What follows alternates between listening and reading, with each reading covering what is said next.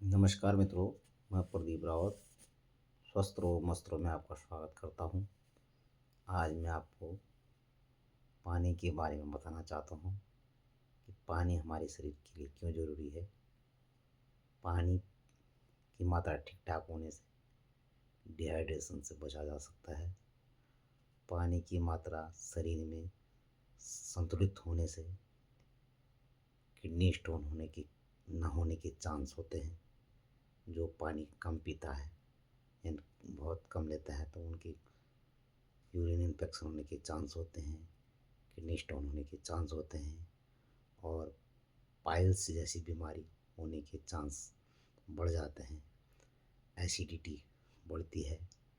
Dehydrate अगर body रहेगी तो ब्लड प्रेशर गिर सकता है, चक्कर आना शुरू हो जाता है, पेट दर्द, पेट फूला हुआ और डकारें आने शुरू हो जाती हैं, सर भारी शुरू होना शुरू हो जाता है।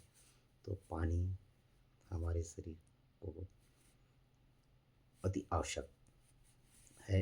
अगर इसकी क्वांटिटी सही नहीं रहेगी, मानिए पूरी दिन भर में 3 लीटर कम से कम पानी हमें पीना ही चाहिए, 3 से 3.5 लीटर, तब जाके शरीर का संतुलन बना रहेगा। पानी हमारी वजन का या शरीर की वजन का 60% हिस्सा पानी का होता है और स्त्रियों में 50 से 55% हिस्सा पानी का होता है। बच्चों में थोड़ा ज़्यादा होता है, 60 से 65 हिस्सा पानी का होता है। पानी की वजह से हमारा शरीर में दौड़ने वाला रक्त भी गाढ़ा नहीं हो पाता है, जिससे हमें हार्ट की प्रॉब्लम होने से बचा जा सकता है। अगर पानी ठीक रहेगा तो करीब करीब हमारे सारे अंग स्वस्थ रहेंगे, शरीर पे निखार सी आएगी, त्वचा भी मानी ठीक रहेगी। इसलिए मैं ये कहूँगा कि पानी शरीर के लिए बहुत ज़रूरी है।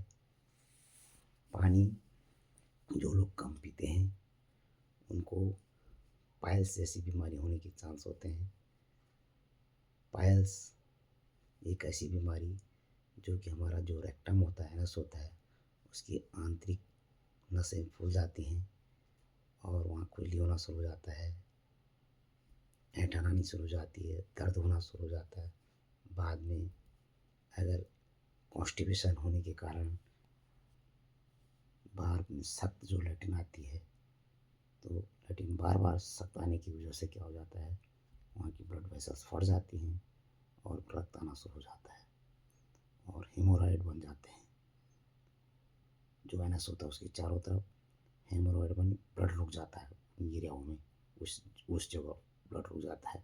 बाद में फटती हैं तो ब्लड आना शुरू हो जाता है। धीरे धीरे ये बीमारी मानी क्रोनिक स्टेज में चली जाती है और ऑपरेट करने की नौबत आती है। ऑपरेट कभी कभी ऐसा भी हो जाता है जब बहुत ज़्यादा समय हो जाता है तो अन्य बीमारियां भी इसके साथ आना शुरू हो जाती हैं और ये इसका मानी खतरनाक स्थिति पे पहुंच सकती है। इसलिए जो लोग कम पानी पीते हैं उनको उनका भोजन ढंग से पचता भी नहीं है और कॉन्स्टिपेशन होने के साथ पाइल्स होने के चांस होते हैं। इसलिए मैं ये कहूँगा कि अपने भोजन के साथ साथ अपने रूटीन दिन भर की रूटीन में 3 से 3.5 लीटर पानी ज़रूर पिए। पानी हमारे शरीर के लिए बहुत ज़रूरी है।